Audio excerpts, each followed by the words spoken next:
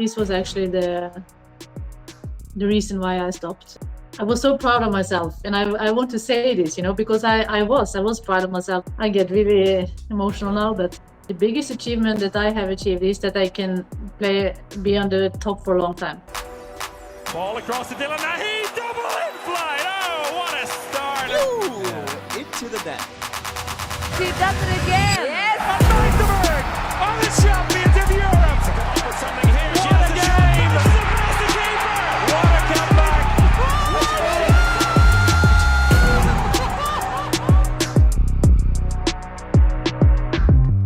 Ladies and gentlemen, it is time to talk handball again, and today's episode deserves the title Legend, wait for it, Dairy, because what a legendary lineup we have right here. We asked 100 people for one word to define today's guest, Katrine Lunde, and 100 people answered legend. A legendary lineup that we have in our podcast today, because no one can measure up to him when it comes down to loyalty to a club. Almost no one can measure up to him when it comes down to titles. Of course, Víctor Tomàs. One question for you: is Katrine Lunde the biggest legend that this sport has ever seen?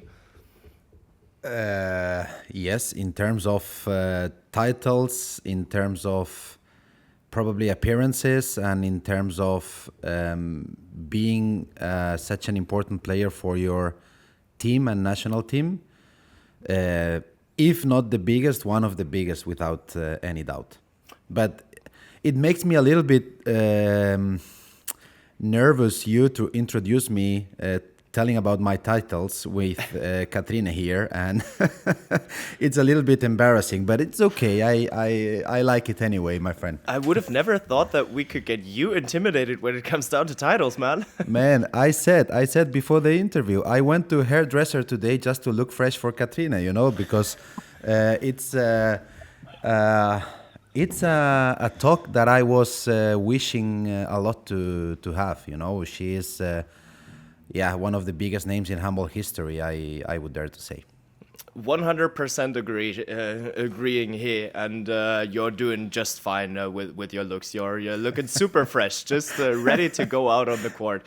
And well, when it comes down to looking fresh in the podcast, that leads me over to the next host in here. Almost no one can measure up to her when it comes down to Champions League goals, and definitely no one can measure up to her when it comes down to personality, humor, and being loved by everyone who just knows handball. Andrea Lekic, same question to you. Is Katrine Lunde the biggest legend that this sport has ever seen? So hi everyone, of course I'm gonna be short, and I wanna send a big heart for this episode, and for me the most legendary player what handball ever had. Well, then let's put the measures up. It's the most title player in handball history. She's the record national team player for Norway. 7 Champions League titles, 7 Euro titles, 3 Olympic gold medals, and, well, the question to the royalty herself, Katrine Lunde. Who is the biggest legend that handball has ever seen? I think I was watching the two of them here, right in front of me. Very I'm getting red, That was not a good one. I will put this down. No. Very diplomatic, but we'll take it. How are you? Where are you calling us from? I'm fine, thank you. I'm back in Norway. Just actually after the weekend now, I'm quite empty, but I'm starting to get a bit more energy back again. Yeah, so as you're touching the weekend already, it was the last professional match that you played in handball in Kristiansand against Slovakia, where it all began, back on the home court with the jersey that you wore for such a long time. Was it the farewell that you always dreamed of? Actually, I never dreamt of any farewell match. It was hard to watch, but of course it was beyond what I was expecting. I think it was a really beautiful moment, especially, having the last match in Norway and having it in my hometown. It meant really a lot, to have handball in my city, in my hall, to also closure maybe 2 chapters, the national team and also for Vipers after the bankruptcy. So for me, it was like really, really emotional in 2 ways. And I mean, Andrea, now we're facing a stage of handball without Katrine Lunde on the playing court. Could you have ever imagined that this day would come? Honestly, I never wanted this day to come. I know that it's hardest for her for sure, but for all of us, I mean, I have been such a big part of her, let's say, call it road. And since I remember me stepping on the Champions League level, she was there. So imagine having someone 19, if I was 19 season is a Champions League, she was there, you know? So for me, that's, I mean, I'm really like liking words to explain how big she is, but I'm really not talking now. It's really whoever met her along the way, they could feel humbleness, kindness. She was always a really extremely warm person, helping everyone around her, making people better. So for me, this is what handball is going to miss a lot, you know? Her presence is it's unmeasurable. 100%. But then, Katrine, maybe let's start it there. At your, let's call it retiring weekend, I just read ahead of it a lot of times that you said you're looking forward to it and it will be a lot of fun. Was it the way that you imagined it to be? Yes, first of all, it was like I said, like a lot of emotions. I didn't train handball for since last final, you know, in December. So I was a bit like, okay, how will this match be? And the plan was actually just to have like one save and then I should go out, you know, it's easy. And then they wanted to change it, like I should play 16 minutes because it's my number. It was actually quite sweet, you know, it was like a symbolic. But then I was a bit like, okay, now 4 months later, should I play 16 minutes? Will it be my worst match ever? You know, didn't train handball for so long time. So I was like, okay, is this a good idea? But okay, I can train handball with some teams, but you know, when you stop, then suddenly it's so much other stuff happening, and it was Easter before, so my training was not so good in the handball. But okay, no problem. I came with the national team on Friday and had training with them Friday and Saturday. Oh, and it felt so good, you know. It's strange, but I just love to be there with them, to train with them. And in that moment, I wish it was possible to just play with the national team. I don't no clubs. So, you know, just had good emotions all the last days. And of course, we had some crying moments in the dinner and during the match, in the locker room and in the bedroom with me and Nora. So for sure it was hard but fun. It was like all emotions. So what happened after the game? What did you guys do? After the match, it was my city. They organized a good farewell with interviews with some of my players and some of the prime minister and everything. So it was like a 40 minutes thank you to me. So it was really amazing with a lot of kids, and all my family was there and all the people in the arena. So this took a long time, you know, also to take time with the kids who were there to show the last time that I am still playing. And then after we went just out to eat a bit and with the federation, and so that was easy, you know, in the evening. Now that we started about your last game, I'm thinking that Andrea is going to agree as well, and I think probably you will agree as well, that the older you get, the more conscious you are how lucky you are, and the more you enjoy doing what we were doing for make a living. What was the tricking point that made you decide to retire? Because honestly, if we watch you play the last championship, you look fresh, I have to say. You look good, you know. How many times have you been best player in the game? I think 3, 4. So what was this triggering point in your mind that made you decide to retire? First of all, it was because I have playing for a long time. I still enjoy it, especially after the bankruptcy of Vipers. I didn't have any clubs close to my house that because my family and my daughter Atina, she wants to stay here. And the last year I was first a few months in Odense and then a few months in Serbia. I really had a good time when I'm there, but it costs a lot, and I don't want to travel back and forward all the time because I don't like when I cannot give 100% where I'm at in the club, and also feel that I don't give enough to my daughter and my family here. So this was actually the reason why I stopped, and it's always the hardest to take the final decision, you know. But I decided that I wanted to do it before the championship, maybe for many reasons. But I felt that I wanted to have my last dance with just a competition with the people, you know. And I felt it was really a good way to just say goodbye. It's, for me, the last time to really say that, okay, this is my last time. I will try to enjoy it as much as I can. But the day when I should tell the team and the coaches was very emotional. I always postpone it all the time to tell it because I really don't want to do it. You know, so it's strange. But when I did it, I know it was a good time to do it on. But of course, it's emotional, especially for Mats Olsen, who I had like a coach since I think it's 04 or 05. So Since it was I was on. born. Yeah. Since I was born. Yeah. So, but actually, for me, I don't know. I really played for me, I think it was amazing championship, and I don't know the reason. Maybe I was relaxed or tried to just enjoy it.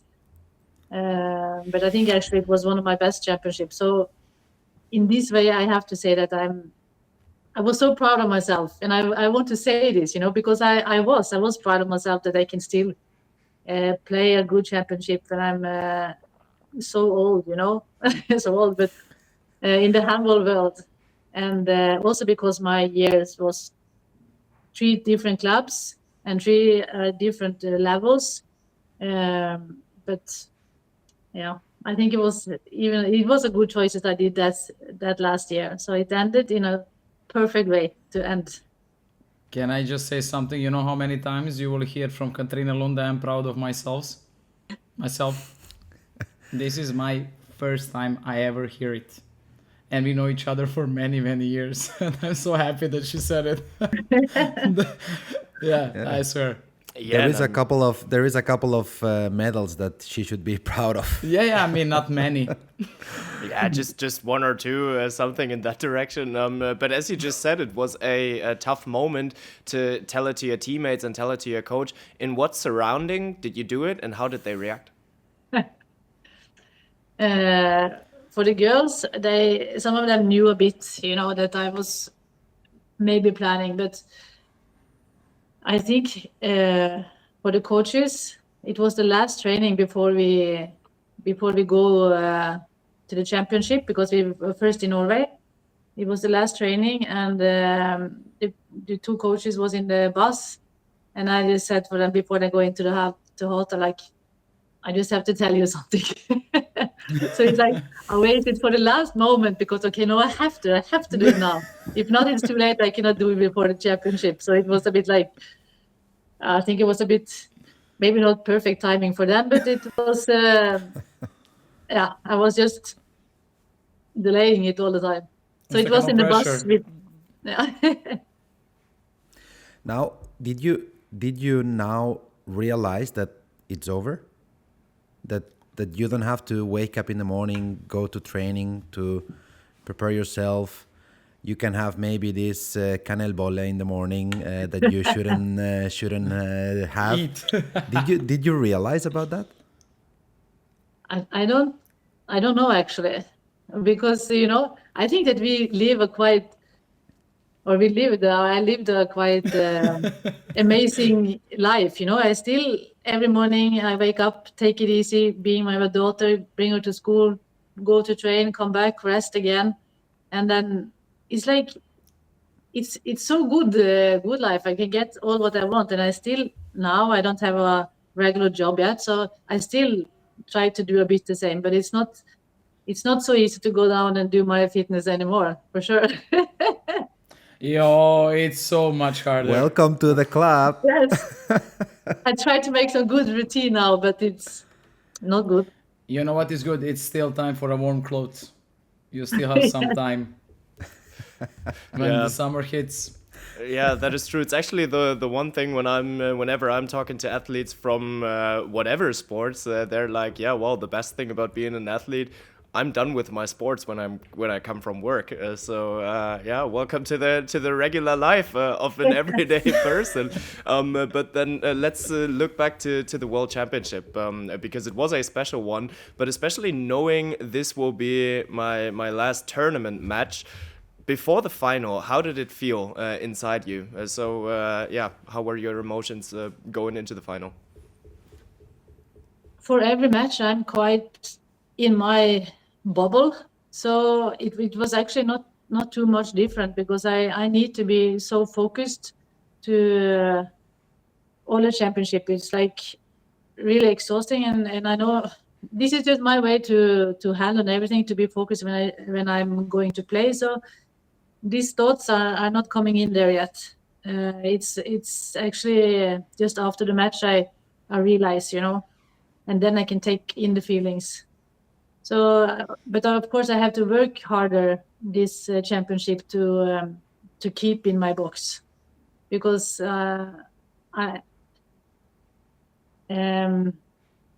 it's just my way to handle everything, to be motivated, to always just take the next ball and not think about what just happened. So yeah, I cannot have too much emotion. So, but after, of course, the match, I can just turn off, and it was emotional and so nice. I get really emotional now, but That's okay. We like that, actually. yes, I was crying 10 minutes before when you were talking. yeah, I swear. I mean, you know that. So we get you. I think me and Victor, we can. yes, We for can sure, you completely can feel you. relate, huh? Yeah. Yes. But it was a special moment, because I'm not the captain on the team, and I make The throw, the ball. Yeah. No, all good, all good. Leave it all out. That's what we're here for. But that actually brings me over. Did you have time already to recap your career at all? So as Victor already asked, if you realized that it's over already, is it a constant process, or will there be one evening with wine with your husband and with your daughter around to process the career and recap everything that you have done? I don't know, maybe these two can give me some advice, but I don't think that it actually be. I know that I have done a lot of good stuff, but still I also don't want to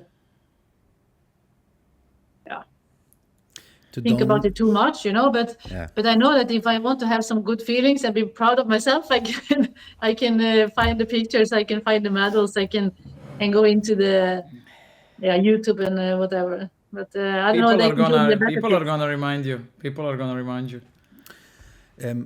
Katrine, I looked up to you throughout my career, because I don't remember playing as a professional without you also being a professional, and I've been following women handball all along my career, and I've been following Andrea, your success in the national team, especially also in the clubs that you have played with. But I would like to hear how, I know it's difficult, and I know maybe it's a little bit uncomfy for you, but how would you define yourself as a player and as an athlete? Because for me, listening from your own thoughts, how would you define yourself as an athlete? It's something that people maybe might understand what is going through the mind of a super elite and super successful athlete in sports. It's not easy, but I think why I have succeeded is that I always think about what I can do, not what happened. So I don't know how better I can explain it, but it's always the willing to always be better. You know, I'm starving for learning something new. I don't know. And I had something, I was playing with her, so 2 seasons, and I would say what is really impressive, she's a true example of, being ready for the training, being ready for the match, being focused on the highest possible level, but she demands a lot from all of the players with who she was playing, you know. She is just like positively annoying goalkeeper in a way that she really always wants more. So even in the moment, if you're doing a simple warming up, it has to be perfect. Shooting from a position has to be perfect. At least you need to give it your all, you know, but you should try, and because there is a person standing there between the posts and you would feel embarrassed if you don't give everything what you have. So for me, that was, she is the only player with who I played that I personally felt it. Like, in a way, like an obligation, call it, to give everything, even though it doesn't matter. I was like working hard, but still there is a sort of pressure when she's there, a beautiful one. So it's like you cannot allow yourself to relax. But otherwise, she's a very positive and cool person, as we can see. Because but it's beautiful. It's beautiful. Yeah, because it's very true what you're saying. Because I always believe that we can have different levels on techniques and the level of what you play, but I think you can always give. You can just give all what you have. You know, you cannot demand nothing more, but just to try to be there. Okay, maybe you miss, that's no problem. But if you don't try, if you don't want to run for the ball, if you don't want to give everything for the team, you know, you don't have to be. Yeah. Would you say this mentality, because sometimes in some big games, some big championships, Katrine Lunde hasn't been maybe playing her best game in the final, but then the ball that the goalkeeper has to save, the final 3 minutes, the final 4 minutes, the time when the ball is burning, Katrine Lunde is always there. Would you say, yeah, but that's true. I know you are getting uncomfy today, getting so many good comments, but that's true. That's true. I was here in my home. No, but you know my wife is Norwegian. We have been here watching some finals, and I was like, Katrine is not there today. You know, Katrine is not there today. And then in the final minutes, you are always there. Would you say that this mentality throughout your career, that also in the warming up you have to be perfect, has this impact in the games, in the final minutes, in your career? Yes, I think it. I feel that because of this aura that I bring, because I give everything out of the field and the warming up, that I have to be there. I'm not friends with people when I'm playing, so it's like, okay, they still know that, okay, Katrine is there, even if she's not playing good now, but she will be there in this way. It's just a few percent they are backing, you know. And if I can win a few percent and maybe take one ball extra because of just who I am, maybe a bit scary sometimes, but also of course I think it's a part of it. And I always say that I love handball, but for me it's also just a game in the game. I always say I'm playing handball like actors, because I'm playing, taking a role. My role is to take balls, and if I have to be scary, I have to be scary. If I have to give energy for the team because we need this, then I have to just bring it out even if I don't have it. So for me, it's like acting. Well, then we can give you the last 30 Oscars for the best actress for sure. Hollywood on is the still there. international I mean, stage. But actually, amongst everything that you've won, amongst the person that you evolved to, what would you say is the biggest achievement that you achieved in handball?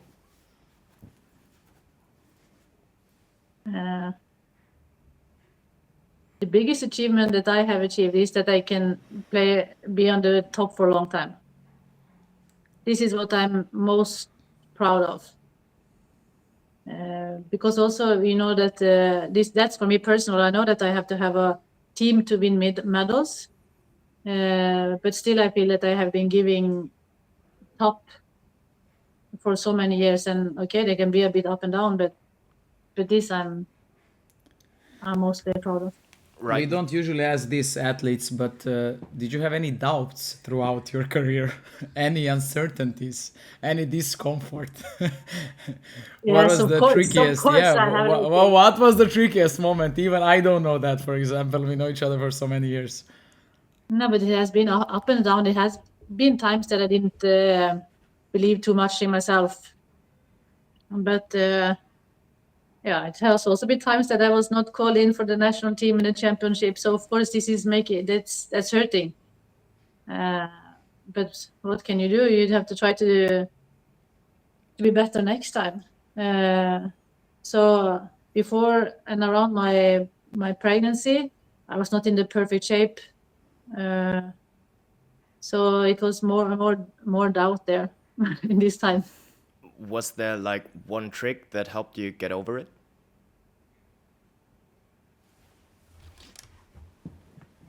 I don't know. For me, I think it's just that I can go back to the handball, to go to my team and train handball, because I really love to go to the trainings and Lekic, all this, that I'm more looking forward to go to the training than going for the matches.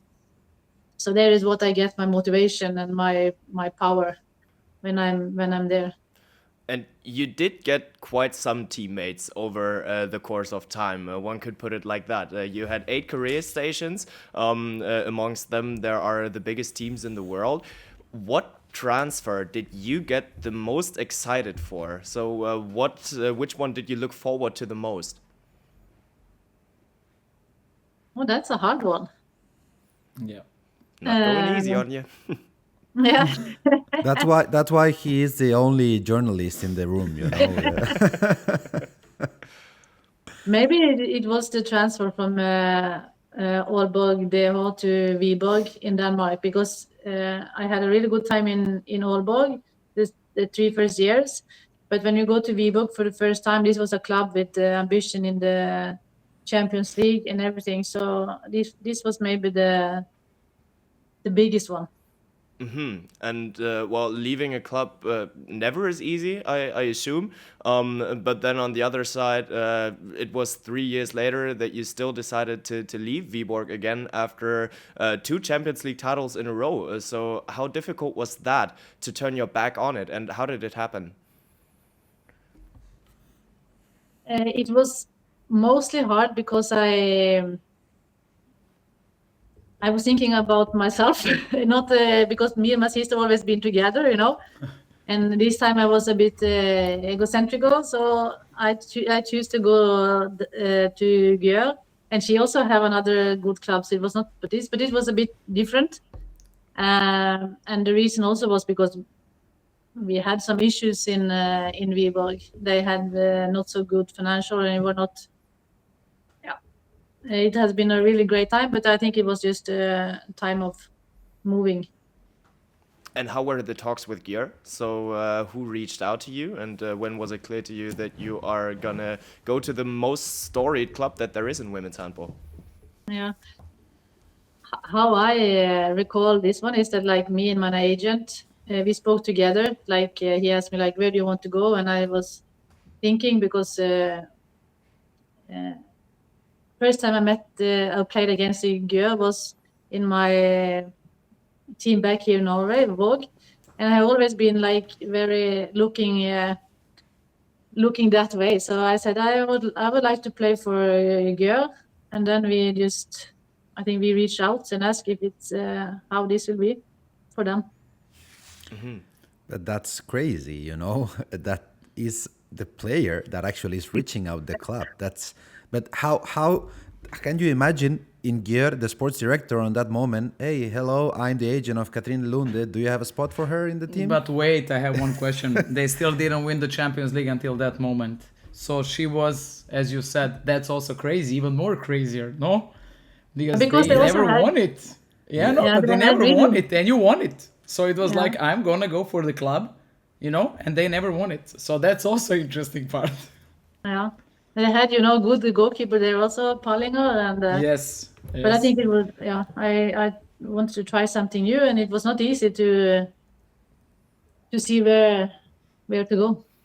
Yeah, and I mean, it almost seems like you never really chose the easy way. So during your time in Gjør, just as you said already, your pregnancy came in, probably one of the happiest reasons to take a time off of handball.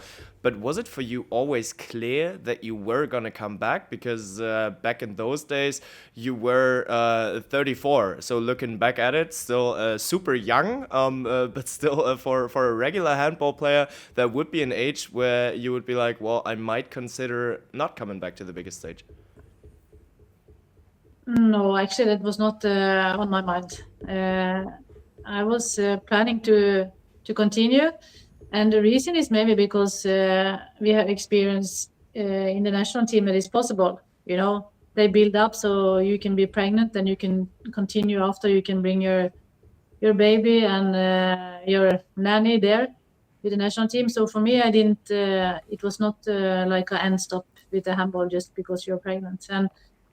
And I'm really grateful, for the Norwegian national team or federation that they were very early. Stage to make it possible that girls or women can be pregnant and still be professional. Mm-hmm. And did you have the feeling that being a mother impacted your life as a pro in a positive or negative way?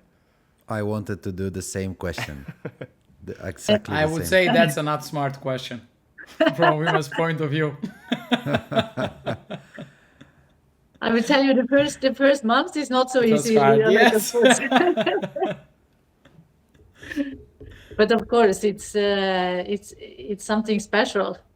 Maybe in this way you put your mind on something else. So it's not just everything is about the handball. Mm-hmm. So for me, but then it is knowing you. Then it is.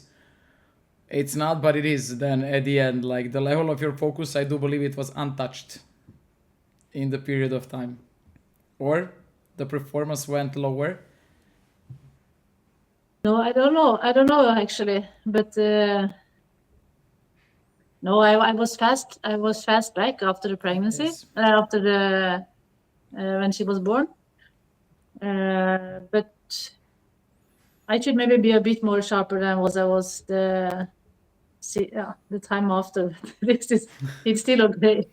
Fair enough. And then, yeah. But having your daughter growing next to you, going to the championships with her, and I'm sure that your daughter is, if not your biggest fan, one of your biggest fans. Is it possible that having her next to you and watching her grow and enjoying watching you as a player has made that you extend your career a little bit more? And are you proud that your daughter is going to have her own memories of her mother playing handball? And because honestly, and I'm getting emotional, because one of my biggest, one of my darker thoughts is that I had no luck to be able to say goodbye in a playing court because of the pandemic and everything that happened. with my heart, and my kids, they will never remember me playing handball. And for you to have this treasure, you know, that your daughter can follow you and can enjoy you, I'm sure that in some way it has to be a great impact in your career, at the end of your career. Yes, of course. I think it's very important, but also in the other way that she's so big part of my life. She loved all the players with the national team and the teammates. You know, for her it's also the same emotional when we are moving and when we are playing against them. So she's so close to me in this way that I you know, she understands me in this way when we are moving and we have emotion for this one, and I really like that she has been a part of it, that can remember, but also that she can be a part of the end. Like you say, like you can find I had a really good ending, and now she also know that okay, now it is more my turn, like that she said that now it's my turn, now you have to follow me, and you have to follow my football or my handball. She's playing football, by the way, guys. Huh? It's the same with my son, so I feel I you, just said, Katrine. I mean, she's playing football. Good choice. Yeah. Nah, I'm joking. But was she part of the reason as well why you moved back to Norway?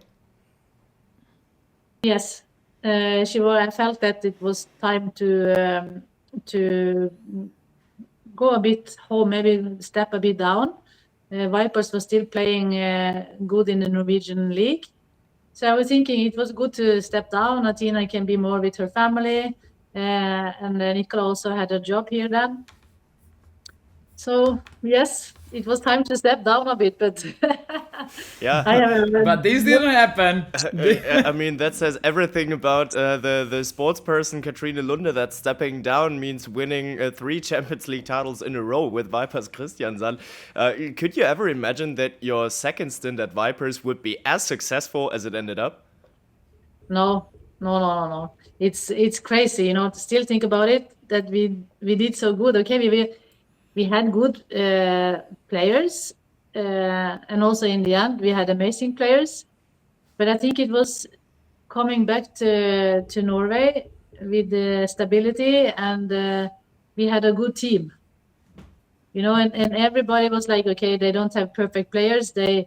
That Vipers cannot do it good again, and then we win first time, and then it was luck, you know, and then we win second time. It's like, yeah, they are lucky again, you know, and third time they're like, really now they cannot win again, and then we win again. I felt it. I felt it. Yeah, you did? Unfortunately. Yeah, but Yeah, I did. I lost the final. Yeah, I think I do remember well. yeah, I mean, Andrea, it was during that time that you tried to steal away some of the success that Katrine had. She ruined my life, Bengt. She ruined my life. You understand? She was ruining my whole career. Basically, she is my friend, but she destroyed many of my dreams. You know? She is the women version of the Undertaker, you know. Literally, you know. But I mean, she has a good soul, so it's fine. If this is someone else, I will not hang out. True that. But Andrea, how much of the success of Vipers actually belongs to Katrine Lunde as well? All. Would you agree? I mean, a lot, you know. As she said in one point, she said that also like people are scared. It's really, I mean, I think Victor can also agree with that. When someone has this aura standing on the goal, it's really a big obstacle to win the match, you know. And she just standing there, like he said, being the best in the last 5 minutes was really truly enough for the team. I mean, that level of security and that level of feeling safe, stepping on the court, having her behind you, I mean, it's hard to describe. I felt it 2 years. I even play a middle defender, so you imagine this. So those were my shiny times in defense. Bengt, you didn't know that because you were calling me that I'm changing constantly attack and defense, but no. My past was bright with Katrine behind me. So you understand? Everyone can play defense with her. No. I mean, yeah. No, it's outstanding. It's beautiful, you know, and I learned a lot of things. For example, for the first time in my life, going from, let's say, Balkan system of playing, I went to play with her, and I started learning like basically what the goalkeeper is, like are demands of the goalkeeper, you know, how to put your position in your body, what do she likes, and you know how we should move in defense in order to help her, of course. And that was a really big lesson. I mean, throughout these 2 years, and I was only once disappointed because that was the first and my last Champions League trophy, Gjør, with her, and I mean she stopped counting, and that was the first club's trophy. She didn't even celebrate. She won the Champions League, and she was like, another one in the yes, books. Cool. Sweet. Another one in the books. So What's cool. for dinner? She did twice this, as all Norwegians, and then left. We had a dinner. I have Victor. somebody who can celebrate. That's okay. Victor, I stayed alone with 2 or 3 people, you understand? Oh, my Katrine God. went home. Everybody was like, okay, tomorrow is another day. We still have, and I was like, this is not happening. I didn't imagine celebration like this. But so I want to ask her, like, I think it's also in Norway, I think everyone is just like, it's so cool. We love the journey, but destination we already know. So it's like... But as you know, one of the Christmas traditions in Norway is to celebrate the gold medal in World or European Championship. Exactly. That's it. I mean, It's a good tradition. It's a really good but tradition. yeah, I'm so actually, sorry that we don't have it in Serbia. yeah, you had it 1 year. Yeah. But actually, I think it's very important what Lekic say, because I think that I'm good at taking control of the defense and where I want the shots. This is my main focus, you know. If I don't know what the defense are doing, I don't know where the ball is, and just 1 small second can be if I'm taking the ball or not. So I'm very conscious in what I want, where I want them to stay, and where I want them to do. And yeah, if they don't do what I say, it's the ball is going faster into the okay kick tank, but the ball is going faster than behind me, because just to have this small second extra to find my position. Yeah. Yeah. That's called preparation. Yeah. I'm very interested in knowing one thing, because we are telling you a lot of good things, and you have been a very, very, I would say, intimidating goalkeeper for a lot of players. But I'm very interested in knowing which player has been your intimidating player. A player that you said, I feel I'm a little bit late all the time, you know? Don't tell me no one, please. No. No, but okay, now I'm finally stopped, so now I can say my say everything. Your weakest, No, your weaknesses. I think, for example, Neagu, I could never read her so good, even if she shoots from outside.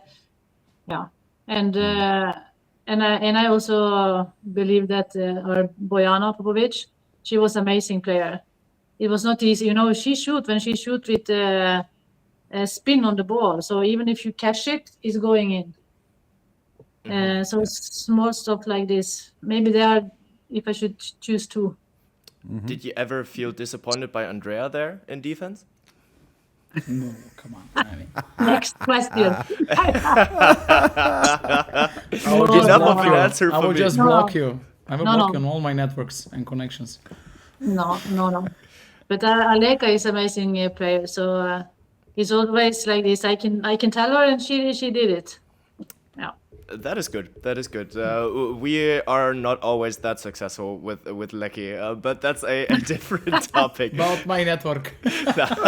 I'm just joking. But as you said already, your career was stacked with ups, but there were downs as well. And as you touched it earlier already, the time with the bankruptcy of Vipers, it wasn't an easy time. So having won 3 Champions League titles in a row, then in October 2024, the first news came about bankruptcy. Within hours, that could have been those rumors were turned down. But yeah, eventually 3 months later, they still needed to withdraw. How were these months for you as a player? It was really, really hard. Also because they were selling players away, so you lose also your friends, and you feel bad for the other girls that they have to change clubs. And when you try all what you can, you are calling sponsors, you are doing everything you can to have a bit money in the club, but still don't succeed even if you have so good results. Of course, it's draining you. It's taking a lot of energy. And I tried to have after the championship, I went away like a vacation with all my family to stay a long time away. And the day when you're coming home, they just say, sorry, you don't have to meet up for the training tomorrow. So it was really, really hard. And I think I was a bit outside myself this period after, because I was thinking I was okay. But my family say that you look like a ghost and you were not there. And that's why also they wanted to support me, for going for the next step. But I also felt that when I came to Odense, I don't know, I didn't feel like I was totally myself. It was a bit strange because I love to be there and I know the coach and the people and everything. So it actually took more energy than I said for myself. It was really tough also because it's my club, from my first year of senior. So it was really hard because we are a okay big city in Norway. And for me, it's extra sad that we don't have any top sports for girls. We don't have role models who the girls can watch up to. So for me, this is really important. And when this collapsed, then it was so many points also for the, or how you say this in English, people who are working there for no money, volunteers. Volunteers. Yeah, so it's when a club goes, it's not only the players who are without the club anymore. There are so many people who have heartbreak. I spoke with some guy yesterday, and he said he still cannot believe it. Yeah, neither can we. Can you tell us a little bit about it? How can that happen to a club like Vipers? Now they spend more money than they get in. But Simple math. yes, but it's hard to explain because it's a lot. It is a lot of stuff there.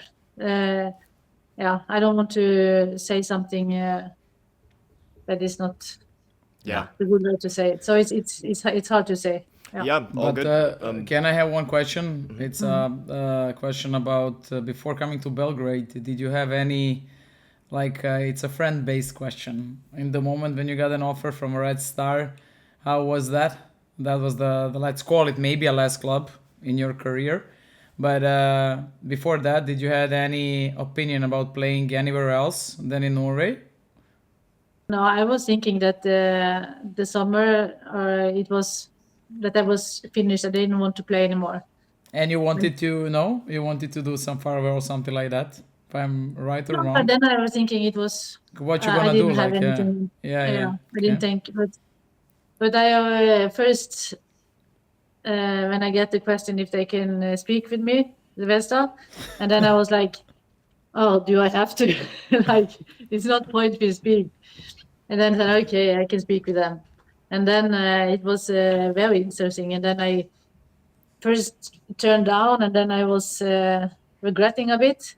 So then we called them back again, and we have a speak again. And yeah, so it was really not on my mind to go there to play. But I'm so happy now because it's a city, that is a big part of our life. Yeah, my daughter also speaks full Serbian, of course. So we are there a lot, and now I have more network there. So I'm really happy for these months that I was there. Then let's look over to the achievements that you had throughout your career. We won't try to list all of them because we won't do them justice. You've collected an outrageous number of medals, of trophies, of individual awards. Where do you keep them? And do you ever look at them? I look You at them wanna- sometimes, not often, but I keep them a bit everywhere. My Olympic medals, they are in the safe at my mother's place, and the other medals are a bit here and there. Well, then let's stay at the Olympics there for a second. For instance, let's look at 2008. You had an all-star team award in goal at the Olympics and at the Euro. Your twin sister became MVP and all-star at the Olympics. Was it ever imaginable that you two would achieve those things together when you were growing up playing handball too? No, really not. We are not a sports family, so I never follow anything specific, some special sport on TV or in the backyard or wherever. So of course it's a bit strange how we ended up where we did. But I never thought that I would be like a big handball player or my sister. But did that change over time? Did your family become a sports family? They're a supporter family. They are big supporters now. Yeah. That's good. And I mean, as Victor said already, the tradition back in that year, of course, it was as well to celebrate the gold medal at the Christmas tree. Do you remember the celebrations after the 2008 Euro? No. You don't. So didn't you celebrate Christmas together as a family or something like that? Yeah, like normal. Bengt, my man, when you Bengt. get to celebrate every freaking year, you just forget the celebration. I just told you the story. Yeah, fair. But I was aiming more into the direction of a family Christmas at the Lundes. So what are the major topics, especially in Coke a Zero, year- Coke Zero drinking, so no wine. Go back to that topic. It's me and Victor. But Katrine is Coke Zero. We are not drinking family, so that's Lekic can do. She can celebrate that. Yeah, I mean, it's Bengt, it's me, you and Victor, I'm sorry. I mean, Andrea, I mean. Yeah, I know, my friend.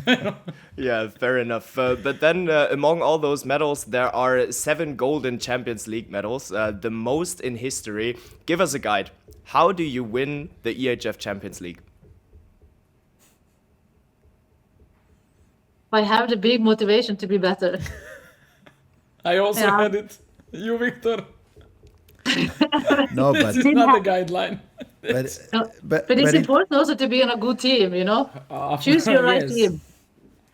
yes, exactly. And but Exactly. I think sometimes when the level is so even, it's about mental preparation. You know, it's mentally the one who really deserves, who really wishes for the victory, the one who is, you know, really willing to go one step forward for the victory. It's a mental thing. You know, the level is so even in these stages of the competition that it's so mental. Yeah. And I also would say, like, you know, in old time when we didn't have Final Four, you have more of these 2 matches against each other. And I think in this way, by the way, I love that much more. But I think you learn a lot mentally, you know, how you should stand against the same opponent 2 times and how you have to prepare on everything. If you're leading by 4 or under by 4 until the next match. I think it's a different type of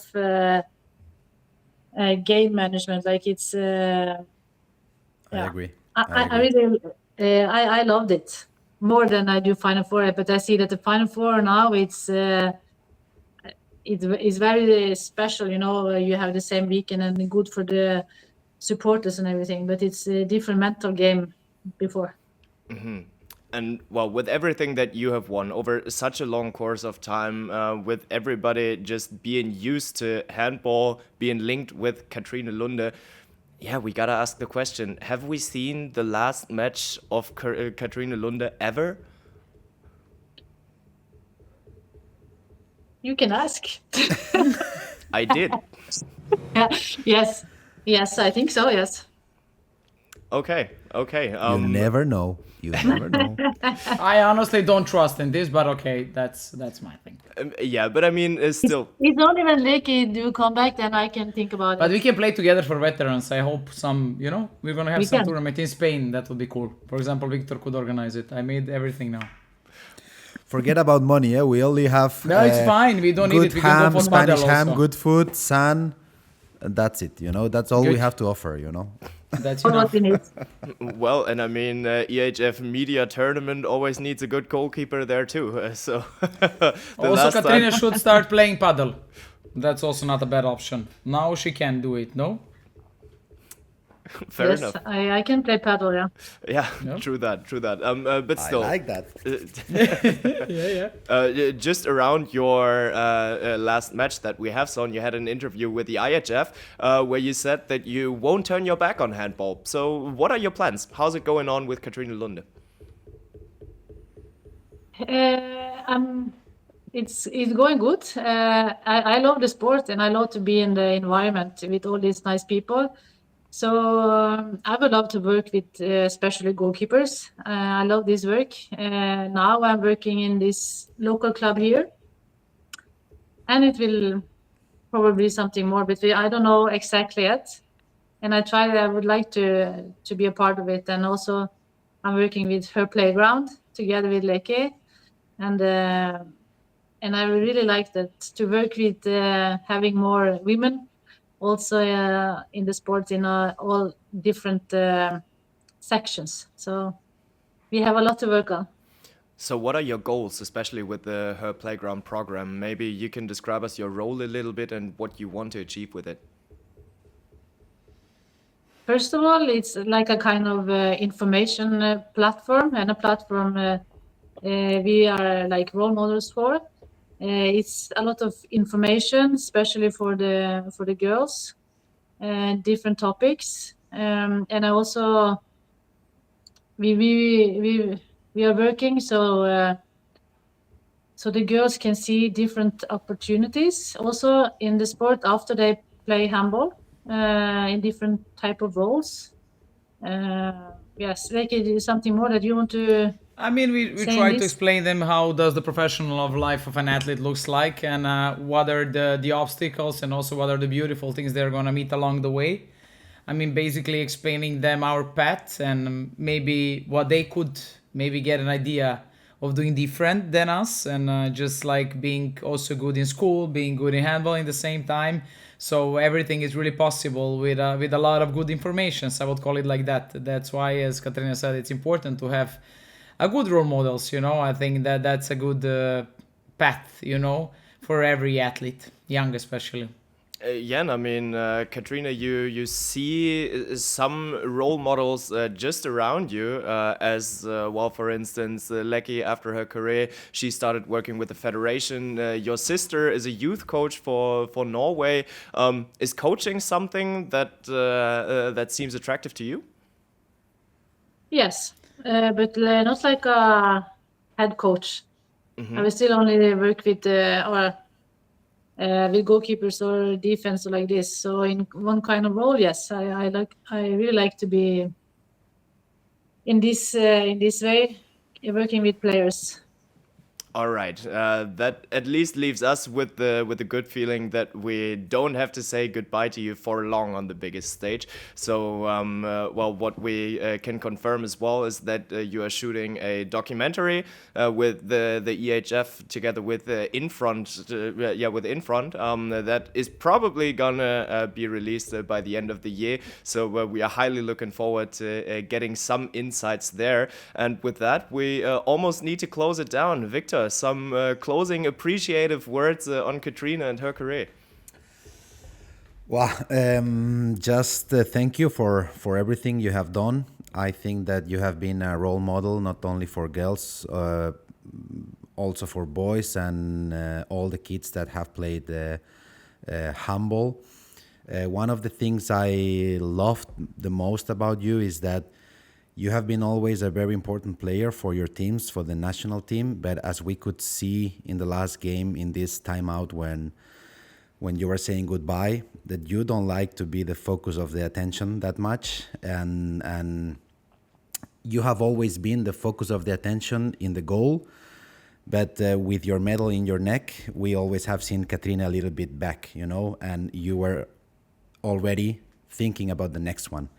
And I just want to say thank you for everything you have done, for the role model you have been, and the way you have done all of this. Just showing all your teammates and showing all the people from handball world how it has to be done, being silent and working. Så tusen takk for det. Tusen takk for så mange fine, gode ord. Thank you. Andrea. Did she said some nice things to Victor? We did not Yeah, understand. she said thank you very much for such a nice words.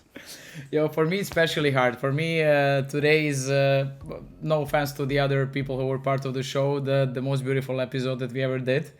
So I was super excited before this one, especially because I find her I call her my friend. So it's not only a player. Thank you is a small word for what you did for our most beautiful sport on the world. For sure, next to all the compliments we already gave you, just stay as you are, like true to yourself as you've been whole your life and career. For me personally, I'm gonna miss you a lot on the court, but I do think that now we are gonna have a bit more time to spend together in a lot of future projects. I hope so. I wish you all the best. This you already know, and you do know that I love you very, very much. So just thank you for giving me a part of your life and your career, which I will cherish forever. Thank you very much, Lekic. Love you too. Well, then, sorry, but not sorry for giving you this attention today. But you deserved it. You deserved it. And it was amazing having you as a guest. It was even more amazing to see you over such a long time on the playing court. And with that being said, thank you for your time, Katrine. Thank you. It has been a pleasure. Amazing. Sweet. And for you guys out there, catch you guys around the next time when it's time to talk handball again. Ball across to Dylan. Nahi, double in flight. Oh, what a start. Ooh, into the net.